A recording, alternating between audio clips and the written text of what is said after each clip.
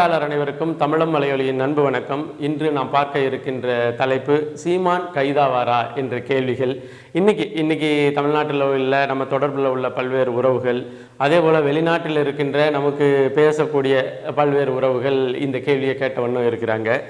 குறிப்பாக அவங்க கேட்டதற்கான காரணம் என்னென்னா, இன்று மாலை அண்ணன் சீமான் அவர்கள் வலசரவாக்கம் காவல் நிலையத்தில் ஏற்கனவே அனுப்பின சம்மனின் அடிப்படையில் நமது வழக்கறிஞர் இன்றைக்கி இந்த வேலைகள் இருக்குது, இன்றைக்கி சாயங்காலம் உங்கள் காவல் நிலையத்தில் சீமான் அவர்கள் ஆஜராவர்னு சொன்னதன் அடிப்படையில் இன்று மாலை வலசரவாக்கம் காவல் நிலையத்தில் அண்ணன் சீமான் அவர்கள் ஆஜராக இருக்கிறாரு. அப்போ இந்த சூழலை பார்த்து கொண்ட நமது உறவுகள், இப்போ இருக்கிற காவல்துறை அந்த சட்டத்தின் போக்கில் நடக்க மாட்டேங்குது, என்ன வேணாலும் செய்யலாம், அதனால அண்ணன் சீமான் அவர்கள் கைது செய்யப்படலாம் அப்படிங்கிற ஒரு கேள்வியை தொடர்ச்சியாக நம்மகிட்ட கேட்டுக்கிட்டு இருக்கிறாங்க.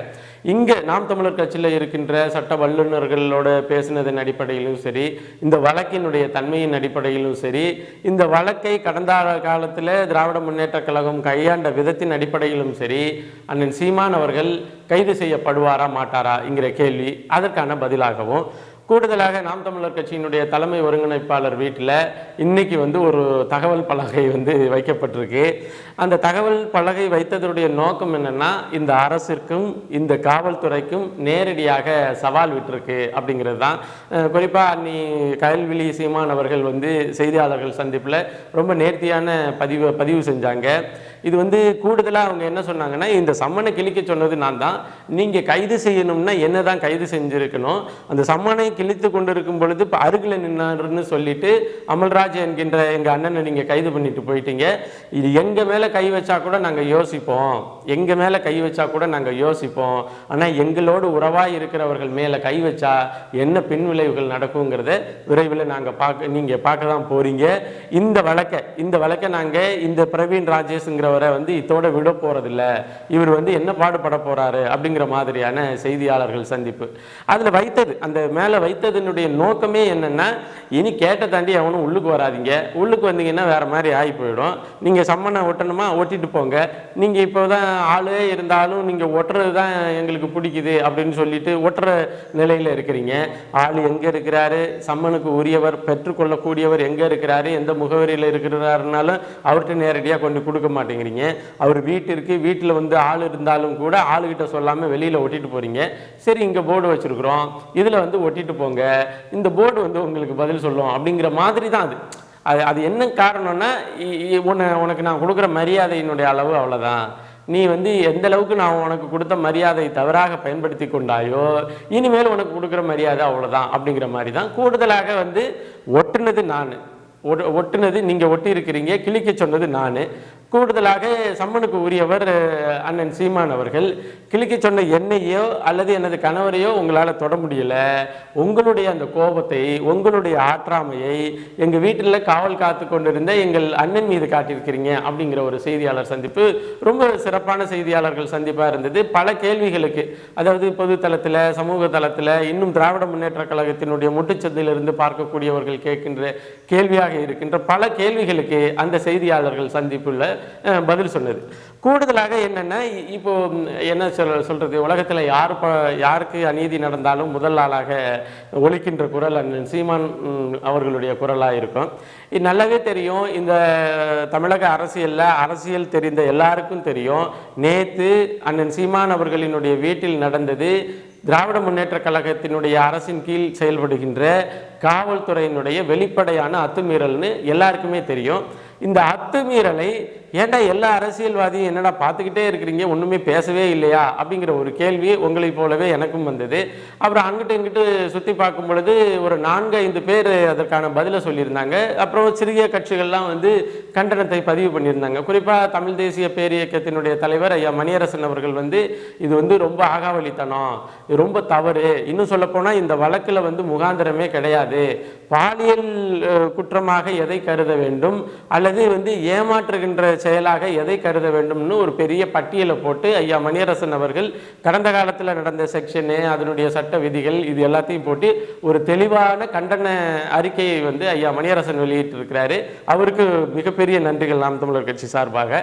அதன் பிறகு பார்த்தீங்கன்னா ஒரு எடப்பாடி பழனிசாமி போகிற போக்கில் வந்து என்ன சொல்லியிருக்கிறாருன்னா, அங்கே என்ன நடந்துச்சு என்னன்னு நான் பார்க்கல, ஏன்னா இவருக்கு தூத்துக்குடியில் நடந்த துப்பாக்கி சுடப்பட்ட காரணமே துப்பாக்கி சூட்டு நிகழ்வே இவர் முதலமைச்சராக இருந்தப்போ எப்போ பார்த்து தெரிஞ்சுக்கிட்டாருன்னா தொலைக்காட்சியை பார்த்து தான் தெரிஞ்சுக்கிட்டேன்னு சொன்னவர். சரி, இது மாதிரி செய்தியை சொல்லியிருக்கிறாங்க. ஆனால் அவர் என்ன, அவர்களுடைய புள்ளியிலே நின்றுட்டு சட்டப்படி ஏதாச்சும் செய்யணுங்க, சட்டப்படி தான் செய்யணும்.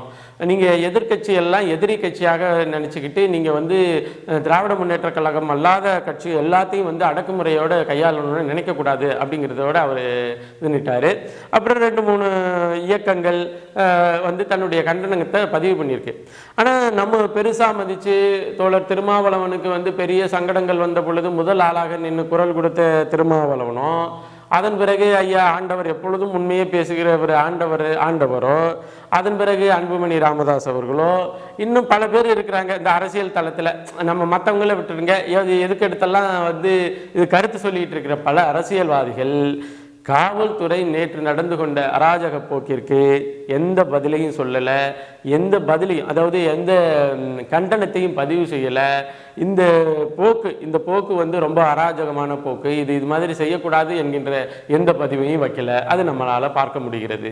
ரெண்டாவது வந்து இப்போ அந்த வழக்கில் வந்து நேற்று நடந்த பிரவீன் ராஜேஷுக்கு வந்து தாம்பரம் நீதிமன்றம் வந்து பிடிவாரண்டு பிறப்பிச்சிருக்கு. 3ஆம் தேதி நீ வந்து ஆஜர் ஆகாட்டினா நீ வந்து ஜெயிலில் அடித்து போகிற அப்படிங்கிற மாதிரியான பிடிவாரண்டும் பிறப்பிச்சிருக்கு. சரி, நம்ம இந்த வழக்குக்கு வந்துடுவோம். இந்த அண்ணன் சீமான் அவர்கள் இன்று ஆஜராக இருக்கின்ற வலசரவாக்கம் காவல் நிலையத்தில் வந்து ஆஜராக இருக்கின்ற இந்த வழக்கில் அண்ணன் சீமான் அவர்கள் வந்து கைது செய்யப்படுவாரா, கைது செய்யப்படுவதற்கான சாத்தியக்கூறுகள் இருக்கா அப்படிங்கிற ஒரு கேள்வி இருக்குது. இப்போ அதுக்கு வந்து நம்ம வந்து இந்த வழக்கின் தன்மையின் படியும் பார்க்கணும், அதே போல் இந்த திராவிட முன்னேற்ற கழகத்தினுடைய கடந்த கால அணுகுமுறை படியும் பார்க்கணும், நிகழ்கால அணுகுமுறையின் படியும் பார்க்கணும். இப்போ வழக்கின் தன்மையை பொறுத்தவரையிலையும் இது வந்து ஒரு பெரிய வழக்கே கிடையாது. இன்னும் சொல்லப்போனால் அந்த வழக்கேங்கிறது வந்து இது போல் என் மேலே வந்து தொடர்ச்சியாக பாலியல் புகார் கொடுத்துக்கிட்டு இருக்கிறாங்க, இந்த அரசும் வந்து இது மாதிரியான வேலைகளை செஞ்சுக்கிட்டு இருக்கு, இந்த வழக்கு இது போன்ற போக்கை நீங்கள் வந்து விரைந்து முடிக்கணும்னு நாம் தமிழர் கட்சி சார்பாக தொடுக்கப்பட்ட மனு இருக்கு இல்லையா, அந்த மனுவை தான் இவங்க இப்படி கையாளுறாங்க. இப்படி கையாளும் பொழுது என்னன்னா, இந்த நீதிமன்றத்தினுடைய நீதியரசரை அவருக்கெல்லாம் நீதியரசர்னு பேர் வச்சிருக்காங்க. அவர் என்னன்னா, அந்த ஆப்பனண்ட் இருக்கு இல்லையா, எதிர்பார்ட்டி வந்து என்னென்னலாம் புகாரை கொடுத்ததோ, என்னென்னா இது மாதிரி புகாரை வந்து என்னென்ன மாதிரியாக புகார் கொடுத்ததோ அது எல்லாம் அவருடைய தீர்ப்பாக எழுதி இதை நீங்கள் விரைந்து முடிக்க வேண்டிய அவசியம் இருக்குன்னு வலசரவாக்கம் காவல் நிலையத்துக்கு ஆர்டர் போட்டார். விரைந்துன்னா 3 மாத காலம் வந்து கொடுக்கப்பட்டிருக்கு. இந்த வழக்கில் தொடர்புடைய வலசரவாக்க காவல் நிலையத்தில் இருக்கிற போலீஸ் அதிகாரி இந்த வழக்கை விசாரிக்கிறதுக்காக ஒன்றுமே இல்லாத ஆள் அப்படின்னு நினைக்கக்கூடிய இவர், அதாவது திமுகவின் ஏஜெண்டாக இருக்கின்ற அந்த முன்னாள் நடிகையினுடைய வீட்டுக்கு போய் அவங்க விசாரிச்சுட்டு அவங்கள்ட்ட இருந்து தரவுகளை எல்லாம் அவர்கள் இந்த குற்றச்சாட்டின் மீது கொடுக்கக்கூடிய ஆதாரத்தை எல்லாம் எடுத்துட்டு வந்ததாக சொல்லப்படுகிறது. இவங்க போய் வாக்குமூலம் பெற்று அல்லது ஆதாரங்களை பெற்றாங்களோ இல்லை நான் வந்துட்டேன்னு சொல்லுமா நாங்களே ஆதாரத்தெல்லாம் தயாரிச்சுக்கிறோம் அப்படின்னு சொல்கிற மாதிரி அந்த வேலையை செஞ்சாங்களோ தெரியாது. அப்படியான செய்திகள் உள்ளது ஒரு பார்ட்டிக்கு. இன்னொரு முறை வந்து இன்னொரு ஆளாக இருக்கிற சீமான் அவர்களுக்கு வந்து சம்மன் கொடுக்கப்படுகிறது.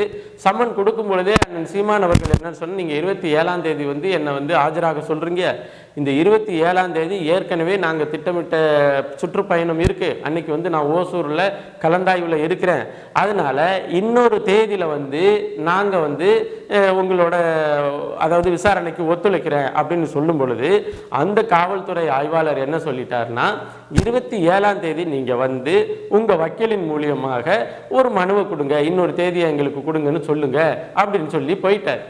அதன் பிறகு 27ஆம் தேதி நாம் தமிழர் கட்சியினுடைய வழக்கறிஞர் பாசறையிலிருந்து போய் இது மாதிரி அண்ணன் சீமான் அவர்கள் இன்னைக்கு வெளியூரில் வந்து சுற்றுப்பயணத்தில் இருக்கிறதுனால பெரிதொரு நாளில் கொடுங்கன்னு கேட்கும் பொழுது அதை வாங்கி கொண்டு அவர்கள் நேரடியாக இன்னொரு சம்மனை கொண்டுட்டு வந்து வீட்டில் ஒட்டுறதுக்கு வந்திருக்கிறாங்க. ஒட்டுறதுக்கு வந்த பிறகு அது என்னென்னா ஓட்டிட்டு, அதாவது நான் நீங்கள் கொடுத்த டேட் எக்ஸ்டென்ஷன் தர முடியாது, நீங்கள் இமீடியட்டாக நாளைக்கு வந்து அப்பியர் ஆகணும் அப்படிங்கிறதா மேட்ரு.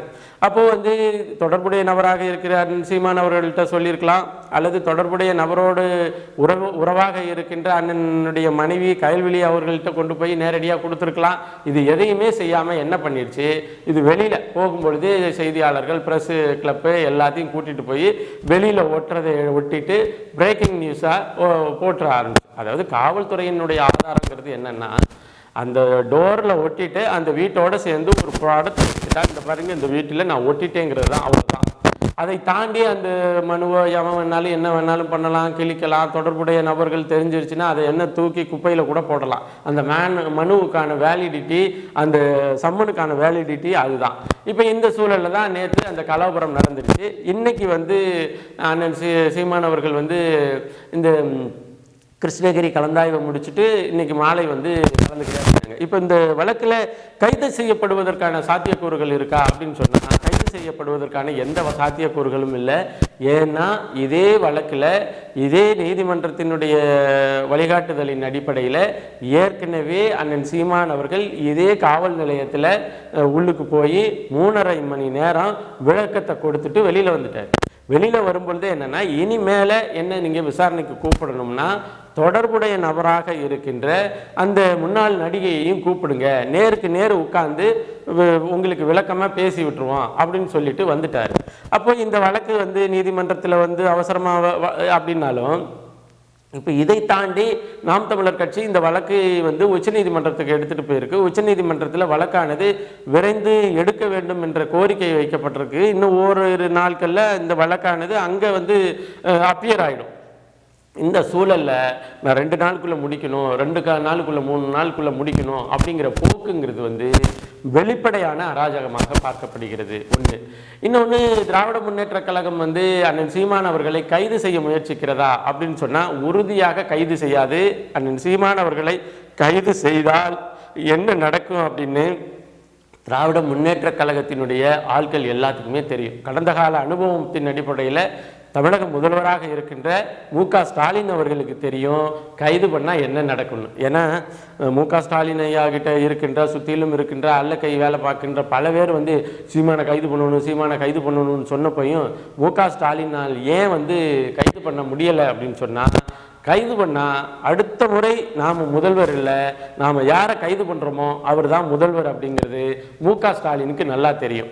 அப்போ ஏற்கனவே 2023 நினைக்கிறேன், 2023 இதே வழக்கில் வந்து நாளொரு மேனியும் பொழுதொரு வண்ணமாக பிரேக்கிங் நியூஸ் போயிட்டே இருந்துச்சு. அவர் வந்து கைது செய்யப்படலாம், காவல்துறை விரைகிறது, ஊட்டிக்கு பறக்கிறது, கொடைக்கானலுக்கு குமுறுகிறது, உதகமண்டலத்துக்கு வந்து ட்ரெயின் ஏறி போயிடுச்சு காவல்துறை, அவர் வந்து உதகமண்டலத்தில் தான் இருக்கிறாரு, அவரை வந்து அப்படியே கொத்தாக இடைமறித்து கைது செய்வதற்கு காவல்துறை போயிடுச்சு அப்படின்னு சொல்லி, அதே போல் திருப்பூரில் அண்ணன் சீமான் அவர்களுக்கு தங்கி இருக்கும் பொழுது கோவையில் இருக்கின்ற பிரஸ் கிளப் எல்லாத்தையும் கொண்டுட்டு வந்து திருப்பூரில் வந்து குமிச்சு, திருப்பூரில் இருந்து அண்ணன் சீமான் அவர்கள் கைது செய்யப்பட போறாரு அப்படின்னு ஒரு பிரேக்கிங் நியூஸை போட்டு கடைசி வரலையும் அது நடக்கலை. 2023 நான் சொல்றது. அப்போ 2023க்கு தேர்தல் வந்து 2 வருஷம் இருக்குது, 3 வருஷம் இருக்குது. அப்பயே வந்து இது ஒரு அதிகார மீறல், அத்துமீறலில் நடந்தால் கூட ஒரு 2 வருஷத்தில் சரி கட்டலான்னு நிலைமை இருக்கும் பொழுதே திராவிட முன்னேற்ற கழகம் அண்ணன் சீமான் மீது கை வைக்க பயந்தது, தயங்கியது. அதன் பிறகு இப்போ வந்து நிறைய பிரேக்கிங் நியூஸாக போயிட்டு இருக்கிறதுக்கு காரணம், இப்போ இந்த காவல்துறைக்கும் சரி தமிழக அரசுக்கும் சரி நேரடியாக அண்ணன் சீமான் அவர்களை தொட முடியலை. தொட்டால் பிரச்சனையாயிடும்னு தெரியுது, ஆனாலும் தொடாமையும் இருக்க முடியல. ஈரோடு தேர்தலுக்கு பிறகு நான் உங்களை வச்சுக்கிறேன் பாரு அப்படின்னு சொன்னதுனால எதையாச்சும் பண்ணணுங்கிற ஒரு பெரிய ஈகோயிஸ்டிக் மனநிலைக்கு வந்தாச்சு. இந்த பெரிய ஈகோயிஸ்டிக் மனநிலையில் வந்து என்னென்னா, சட்டத்தின்படி இங்கே ஒன்றும் செய்ய முடியல. அதனால தான் குறுக்கு வழியில் 2009 திராவிட முன்னேற்ற கழகத்தை எதிர்த்து பிரச்சாரம் பண்ணதுக்காகவே திராவிட முன்னேற்ற கழகத்தினாலும் காங்கிரஸினாலும் ஜோடிக்கப்பட்ட ஒரு ஆள் தான் இந்த முன்னாள் நடிகை. 2009 தொடங்கி இப்போ 15 வருஷம் 16 வருஷம் அவங்க முட்டுட்டு எங்கெல்லாம் திராவிட முன்னேற்ற கழகம் அடி வாங்குதோ அந்த நேரத்தில் அந்த முன்னாள் நடிகையின் பின்னால் நின்று கொண்டு பெரியாரை காப்பாற்றணும், திராவிடத்தை காப்பாற்றணும், அதை காப்பாற்றணும்ட்டு அலறி துடிப்பாங்க. அதுதான் நடக்குது. இப்போ இந்த வழக்கை பொறுத்தவரையிலையும் அதாவது சட்டத்தின்படியும் அண்ணன் சீமான் அவர்கள் கைது செய்யப்படுவதற்கு எந்த வாய்ப்பும் இல்லை. ஏன்னா இது ஒரு விசாரணை. இவங்க சீமான் அவர்களிடம் என்னென்ன கேள்வி இருக்குதோ கேட்டுட்டு அதற்கு அவர்கள் சீமான் அவர்கள் சொல்கின்ற பதிலை டைப் பண்ணி அச்சு பசகாம அனுப்பணும். இதுதான் அவங்களுக்கு ஒரு காப்பி கொடுக்கணும், நம்ம வழக்கறிஞருக்கு ஒரு காப்பி கொடுத்துட்டு அதை அனுப்ப போறாங்க. அதுதான் அந்த நடைமுறையில் கைது சாத்தியமே இல்லை. அதன் பிறகு இந்த சூழலின் அடிப்படையிலையும் சரி, அண்ணன் சீமான் அவர்களை கைது செய்யணும்னு இந்த அரசு திட்டமிட்டு ரொம்ப காலமாக ஏதாச்சும் ஒரு வாய்ப்பு கிடைக்கும்ட்டு அலைஞ்சு 2023 இந்த வாய்ப்பு ஒன்றுமே கிடைக்காம இந்த அரசு தோற்று போயிடுச்சு. அதன் பிறகு இன்னொரு இறுதி வாய்ப்பு, ஒருவேளை கட்டாயம் கைது பண்ணே ஆகணும் அப்படிங்கிற ஒரு முடிவுக்கு வந்துச்சுன்னா என்ன வாய்ப்பு இருக்கு அப்படின்னு சொன்னா, வலசரவாக்கத்தினுடைய காவலாளர்கள் இவரை நாங்கள் காவலில் வச்சு விசாரிக்கணும். இவர் இந்த வெளியில் போனால் இந்த சாட்சிகளை மிரட்டுவதற்கோ அல்லது இந்த குற்ற நடவடிக்கையில் தொடர்புடையவர்களோடு பேசுவதற்கோ உரையாடுவதற்கோ சாட்சிகளை கலைப்பதற்கோ வாய்ப்பு இருக்குது. அதனால இவரை நீதிமன்ற காவலில் வைத்து தான் நாங்கள் விசாரிக்கணும்னு ஒரு வேளை இந்த காவல்துறை இந்த அரசினுடைய அதிபயங்கர அழுத்தத்திற்கு உள்ளாகி இந்த வேலையை செஞ்சிச்சுன்னா கைதாகிறதுக்கான வாய்ப்பு இருக்குது. இப்போ இந்த வாய்ப்புகளை கடைசியில் கைதாகிற வாய்ப்பு வந்துச்சுன்னா அதன் பிறகு நடக்கின்ற பின்விளைவுகளை திராவிட முன்னேற்ற கழகம் எதிர்கொள்ள நேரிடும் என்று திராவிட முன்னேற்ற கழகத்தில் அரசியல் அரிச்சுவடி செய்தவர்களுக்கு தெரிந்தவர்களுக்கு கூட அந்த புத்தி இருக்கும். ஆனால் மு.க. ஸ்டாலினுடைய காவல்துறைக்கு அந்த புத்தி இருக்குதா என்னன்னு தெரியல. என்ன நடக்குதுன்னு நம்ம பார்க்கணும். அப்போ இந்த வழக்கை பொறுத்தவரையிலையும் சட்டத்தின்படியும் சரி, பொது அரசியலின்படியும் சரி, திமுகவினுடைய அணுகுமுறையின் படியும் சரி, அண்ணன் சீமான் அவர்கள் கைது செய்வதற்கு எந்த வாய்ப்பும் இல்லை. அண்ணன் சீமான் அவர்களை கைது செய்வதற்கு எந்த முகாந்திரமும் இல்லை, வாய்ப்பும் இல்லை. ஆனால் இதை ஒரு பெரிய ஈகோவா நினைச்சிட்டு இந்த பெரியார் வாங்கின அடிக்கெல்லாம் ஒரு அந்த ஈகோவை நம்ம சாட்டிஸ்ஃபைட் பண்ணணும், நிவர்த்தி பண்ணணும்ங்கிற பேரில் நான் சொன்னது மாதிரி இவரை காவலில் வச்சு தான் நாங்கள் விசாரிக்கணும் அப்படின்னு ஏதாச்சும் இந்த போலீஸ் தரப்பு வேண்டுமென்றே அரசின் சார்பாக கேட்டால் ஒழிய இதற்கான வாய்ப்பு இல்லை. கைது நடவடிக்கைக்கு வாய்ப்பு இல்லை.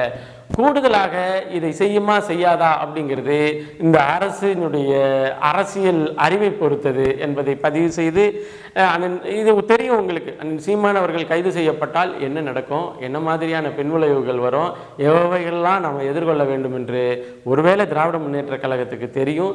தெரியாமல் இருந்துச்சுன்னா இந்த கொஞ்ச நாளைக்கு முன்னாடி அண்ணா பல்கலைக்கழகத்தை விவகாரத்தில் அண்ணன் சீமான் அவர்கள் கண்டன ஆர்ப்பாட்டம் நடத்த வரும் பொழுது வலுக்கட்டாயமாக தடுத்து அவரை கைது பண்ணி மண்டபத்தில் வைக்கும் பொழுது என்ன நடந்துச்சு, தமிழ்நாடு முழுமைக்கும் என்ன நடந்துச்சு அப்படின்னு தெரியும். அதனால இந்த காவல்துறைக்கு அந்த அளவுக்கு அறிவுகட்டு போகாது என்று நினைக்கிறேன். மற்றபடி நாம் எல்லா சூழலையும் எதிர்கொள்வதற்கு நாம் தமிழர் கட்சி பிள்ளைகளும், நாம் தமிழர் கட்சியினுடைய தலைமை ஒருங்கிணைப்பாளரும், நாம் தமிழர் கட்சியினுடைய அனைத்து நிலை பொறுப்பாளர்களும் தயாராக இருக்கிறோம் என்பதை பதிவு செய்து மீண்டும் ஒரு காணொலி பதிவில் இணைவோம். நன்றி, வணக்கம்.